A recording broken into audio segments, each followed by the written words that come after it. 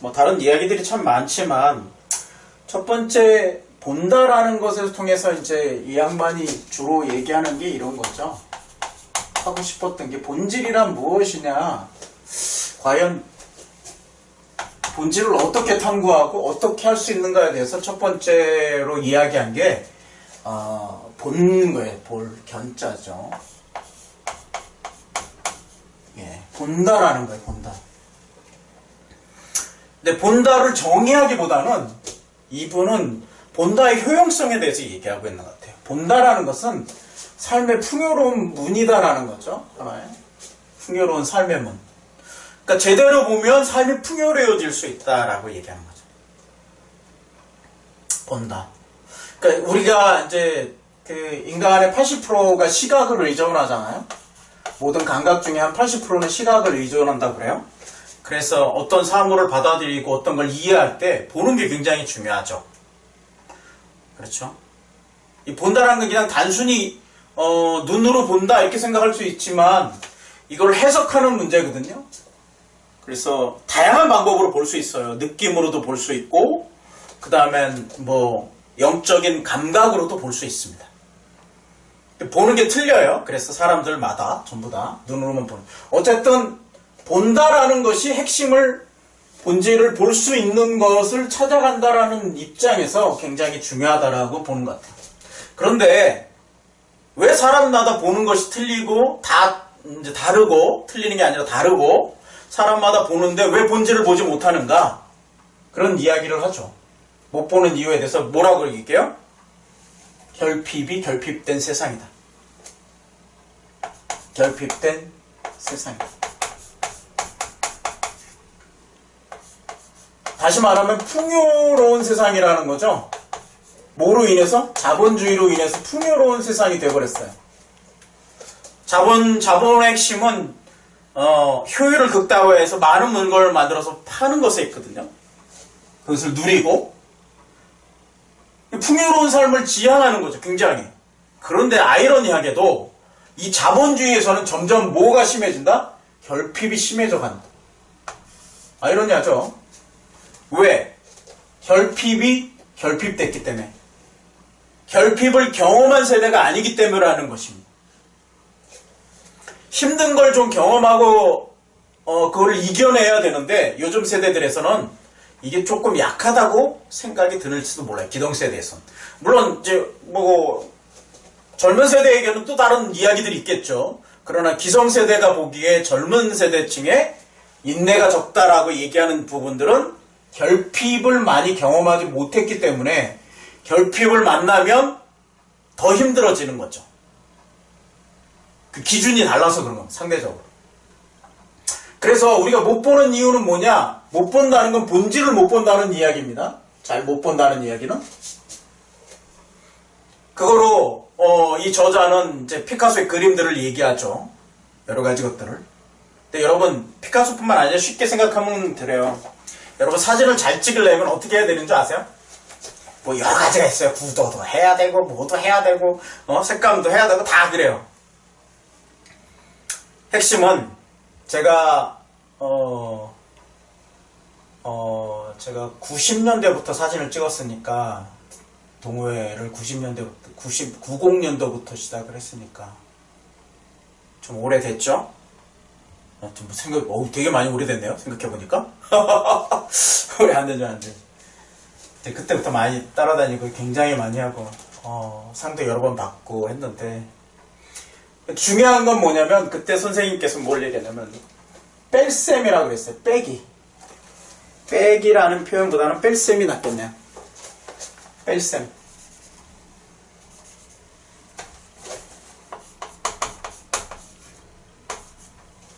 뺄셈이다 이렇게 얘기해요. 뺄셈. 다시 말하면 우리 눈은 어느 한 곳에 정확하게 초점을 맞춰요. 딱. 그렇기 때문에 그냥 자연스럽게 어떤 아웃포커싱이 되는 거죠. 그 딱 주목하고 나머지는 흐려지게 보이는데 사진은 그렇지 않아요. 사진은 2차원으로 나타내는 거잖아요. 우리는 두 개의 눈으로 3차원을 봐요. 공간을 인식한단 말이에요. 두 개의 눈이기 때문에. 그러나 카메라는 하나죠. 그쵸? 카메라 눈은 하나예요. 물론 여러 개로 뭐 이제 하지만 주로 쓰는 건 다 하나거든요. 망원을 쓸 때만. 이게 2차원이란 말이에요. 2차원에서는 뭐가 하냐면 전부 다 찍히는 거예요. 강조점이 없이. 그래서 뭘 해야 되냐면 빼야 된다는 거예요. 빼기를. 다시 말하면 자기가 찍고자 싶은 피사체나 찍고자 싶은 어떤 주제에 대해서 명확하게 나머지를 다 빼버리고 그래서 그걸 찍으라는 거죠.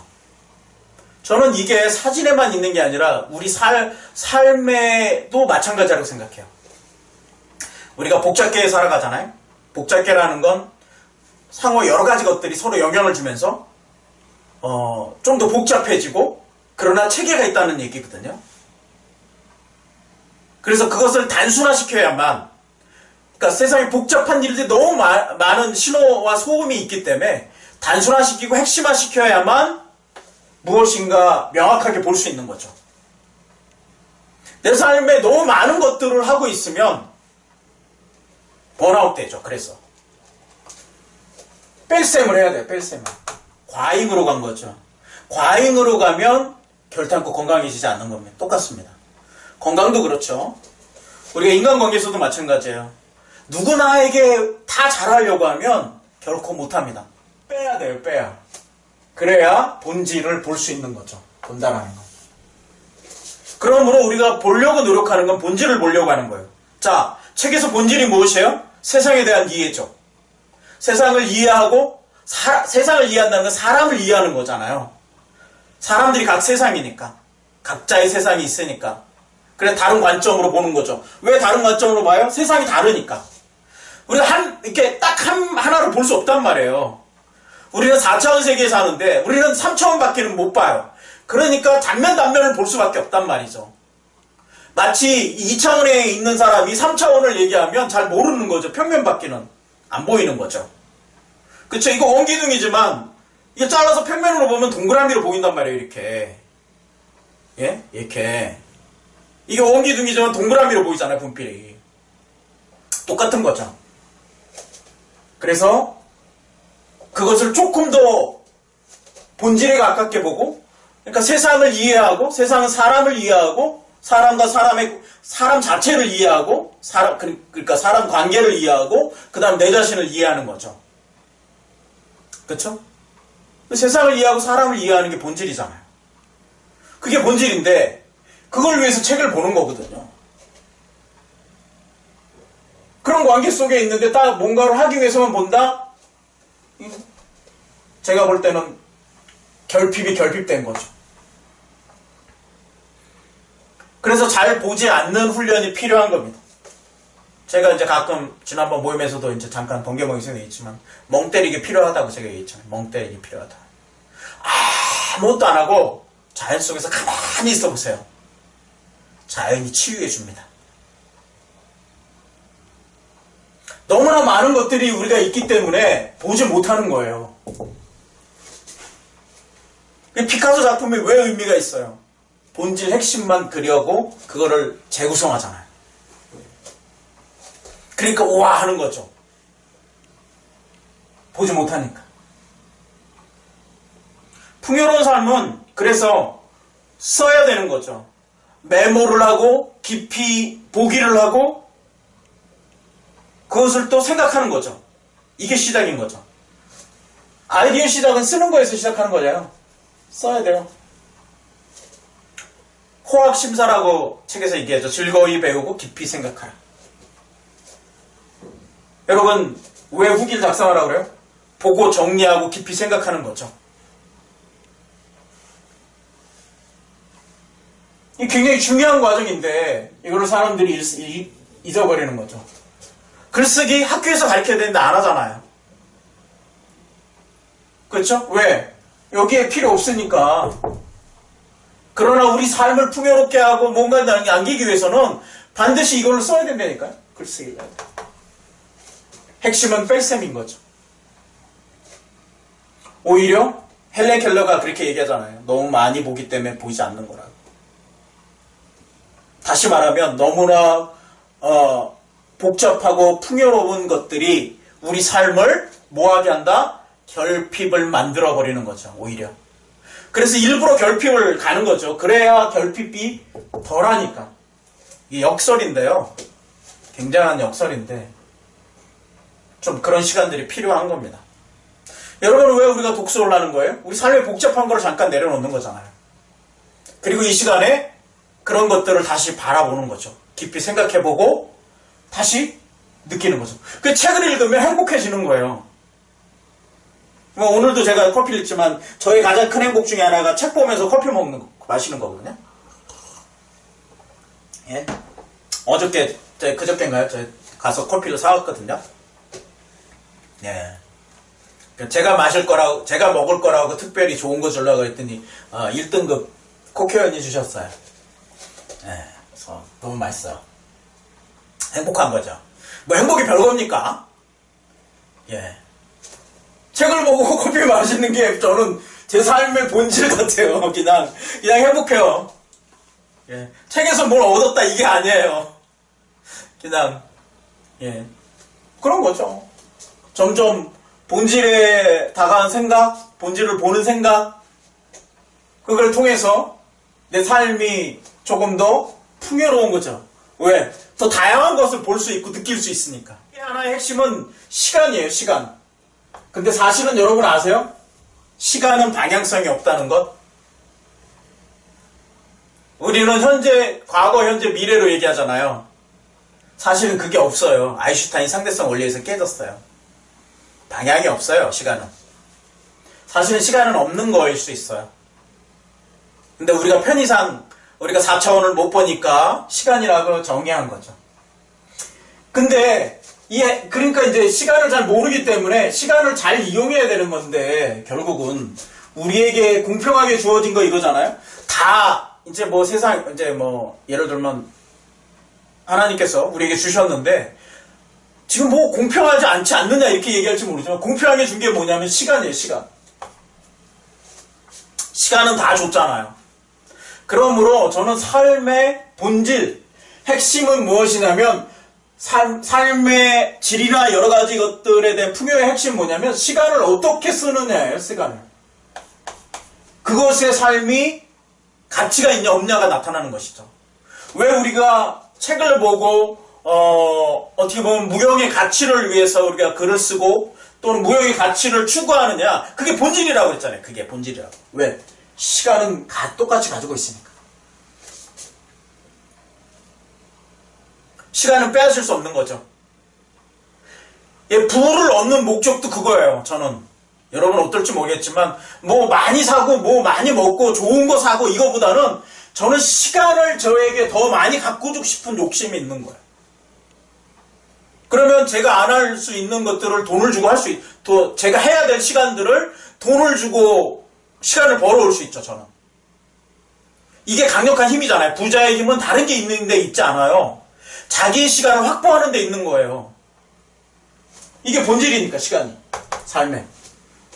따라서 견고한 삶, 흔들리지 않는 삶을 어떻게 만듭니까? 다들 얘기하는데 저는 시간의 힘을 이용하는 사람은 견고한 삶의 바탕이 되는 거죠. 왜 고전이 견고한 책이에요? 시간을 이겨냈잖아. 시간의 풍파와 싸웠어. 내가 삶에서 시간과 싸워서 내가 이길 수 있는 것이면 다시 말해서 시간과 싸워서 질 수도 있고 이길 수도 있지만 하여튼 시간을 통해서 무엇인가 만들어내고 내가 기준을 세운다면 내 안에 기준을 세운다면 그것은 본질적으로 나를 위한 삶인 거죠. 핵심인 거죠. 견고한 삶은 그래서 내 안에 기준을 만드는 거잖아요. 왜 우리가 힘들어요? 다른 사람이 왜 뭐라 그러는데 우리가 흔들려요? 결국 내 기준이 아니라 다른 기준을 자꾸 생각하니까 거기에 흔들리는 거잖아요. 저는 여러분들이 여러 가지 것들, 뭐 사람들이 이야기하는 것들 다 이해합니다. 그러나 그렇다고 이해한다고 전부 제가 수용하는 건 아니죠. 이해되세요? 무슨 말인지?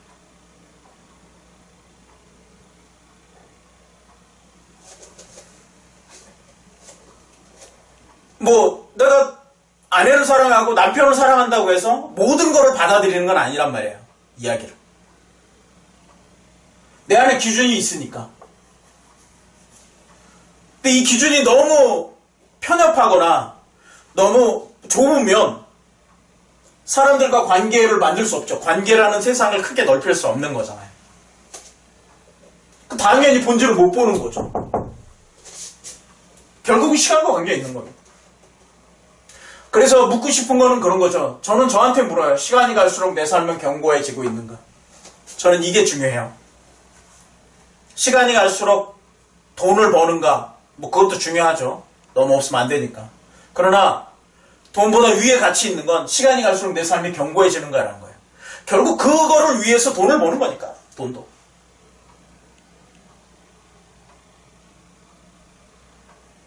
뭐 그런 거 삶의 속에서는 좋은 사람들과 함께하는 것. 저는 굉장히 행복한 삶이라고 생각합니다.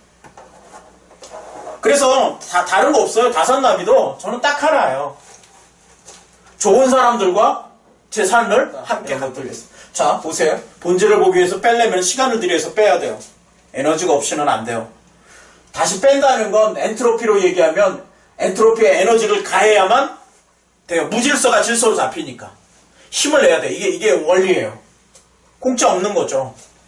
여러분 가치를 지불해야 되는 거죠.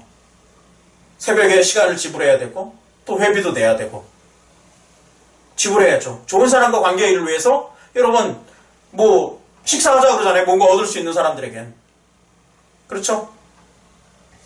공짜는 없어요. 아무것도 공짜로 얻을 수 없어요. 그런데 공짜로 얻으려고 하죠. 편하게. 우리의 일반적인 속성이 그래요. 편하게 공짜로 얻으려고 그래요. 여기서 조금 더 나가는 것이 그런 거 아니에요? 공짜는 없다 해서 나폴레옹이 얘기했잖아요. 불행을 얘기해죠. 여기서 재미난 발전을 하는데요. 인생은 공짜는 없다 그러면서 불행을 얘기하면서 불행은 내가 이전에 뭔가 잘못 보낸 시간의 결과다. 이게 참 아픈 말이기도 하고 힘든 말이기도 한데요. 근데 그걸 인정해야 내가 그 다음에 앞으로 나갈 수 있어요. 그럼에도 불구하고 기회가 있는가? 네? 공짜는 없다고 하면서 정말 지금의 불행이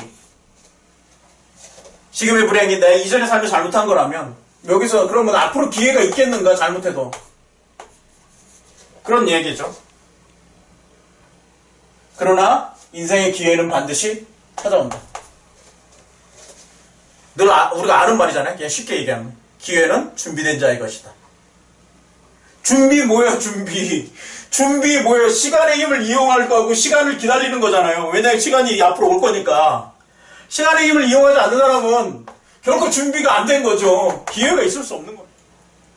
두 번째, 인생은 마라톤이죠. 다 뭐 아시는 얘기잖아요. 마라톤이면 뭐가 중요한 거예요? 일희일비하지 마라. 일희일비하지 마라. 너무 뭐 편차 있게 그러지 마라. 오늘 죽을 것 같아도 죽지 않더라고요. 제가 보니까 오늘 죽을 것 같은 일이 계속 일어나요. 그래서 너무 힘들어하시는 분들이 있어요. 저도 그렇고. 그런데 그 다음날 해가 뜨고 맑은 하늘이 오면 또 괜찮아요. 네. 일희일비할 필요 없어요. 그럼 인생의 초점은 뭐예요? 예? 아름다운 완주인 거죠. 아름다운 완주. 우리가 마라톤을 해서 1등을 하고 뭐 선수가 되려고 그러는 게 아니잖아요. 네? 인생을 잘 완주하는 거죠. 인생은 고통의 길들이니까 삶의 고통과 힘듦이 있으니까 그걸 아름답게 완주하는 거거든요. 그러면서 그 인생 가운데 사람들과 함께 또 걷는 거고 함께 뛰는 거고. 그쵸? 뭐 인디언 격언처럼 빨리 가려면 혼자 뛰고 멀리 가려면 함께 가라고 하잖아요. 제가 왜 다산나비를 해요? 멀리 가려고, 아름다운 완주를 하려고 같이 가려고 하는 겁니다. 잘 살 수 있는 생각 세 번째 팀 뭐라 그랬어요? 정답은 없다. 저는 여기서 해답만 있다고 좀 첨부하고 싶어요. 해답. 내가 찾은 답만 있지 정답은 없어요. 인생 미답이라고 했잖아요. 내가 찾은 게 답인 거죠. 하나 풀 수 있는 답인 거죠. 그렇죠? 그러니까 자기의 답이 중요해요. 이 책을 소화하는데 자기가 소화하는 게 중요해요. 저는 가이드만 드릴 뿐이에요. 가이드만. 그냥 정리만 하는 것이지 제가 뭘 잘 이걸 해갖고 여러분께 드려서 와 그러면은 제가 이걸 이제 내가 그러려면 너무나 힘들어요. 그런 부담을 지면 제가 처음에는 그런 부담을 갖고 시작했어요, 솔직히. 그런데 그런 거죠. 제가 뭐 이걸로 삶을 살지 않으니까 그렇게 하기도 싫고 책을 읽으면서 제가 뭐 책을 통해서 강사가 돼보겠다 그런 적이 없어. 그냥 좋아서 읽고 좋아서 단순해요. 그냥 다른 게 아니라 그냥 책곰팡이 냄새를 좋아하기 때문에 책을 좋아하는 거예요. 그냥 다른 거 없어요. 책을 많이 읽고 싶은 것도 아니고 사실은 그 냄새가 너무 좋아서 항상 이렇게 보고 그 오래된 책 보면 도서관 가면 그냥 킁킁대면서 그걸 가서 찾아보고 그런 거예요. 별거 없어요. 그냥 그렇기 때문에 책을 좋아하는 것뿐이지 아무것도 없어요. 책을 잘 읽고 많이 읽고 제가 뭐 강의를 잘하고 이런 거 없어요. 그렇지만 거기서 행복을 느끼고 제가 힘이 되었어요, 인생에. 그리고 저는 점점 더 제가 풍요로운 삶을 살아가는 걸 느낍니다. 식사를 해도 한 번의 식사를 해도 행복하게 하는 것. 현재를 누려가는 거죠. 여러분 때우고 계시다면 정말 식사를 때우고 계시다면 하루에 한 끼는 행복하게 드셔보세요. 식사를 해도 행복하게 먹고